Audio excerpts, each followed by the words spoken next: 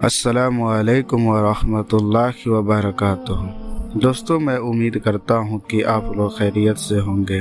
اللہ پاک ہم سب کو سلامت رکھے، خوش رکھے۔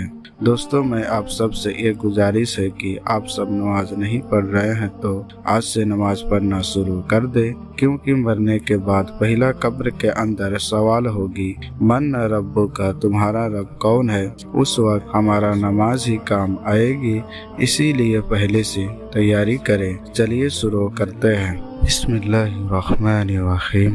حدیث نمبر 97۔ عبداللہ بن عباس رضی اللہ تعالیٰ عنہ سے روایت ہے، انہوں نے فرمایا کہ میں نے ایک رات رسول اللہ صلی اللہ علیہ وسلم کی بیوی میمونہ بنت حارث رضی اللہ تعالیٰ عنہ کے یہاں گزاری۔ اس رات رسول اللہ صلی اللہ علیہ وسلم بھی انہی کے پاس تھے۔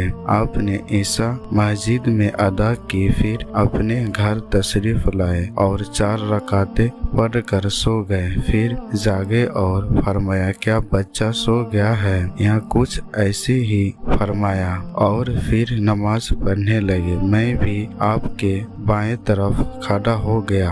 آپ نے مجھے اپنے دائیں طرف کر لیا اور 5 رکعتیں پڑھی۔ اس کے بعد 2 رکعت سنت فجر ادا کی، پھر سو گئے، یہاں تک کہ میں نے آپ کے کانٹے بھرنے کی آواز سنی۔ پھر صبح کی نماز کے لیے باہر تشریف لے گئے۔ فائدہ یہ آپ کی خاصیت تھی کہ سونے سے آپ کا وضو نہیں ٹوٹتا تھا، کیونکہ حدیث میں ہے کہ رسول اللہ کی آنکھیں سوتی ہے، دل نہیں سوتا۔ الباری 1267۔ حدیث نمبر 97۔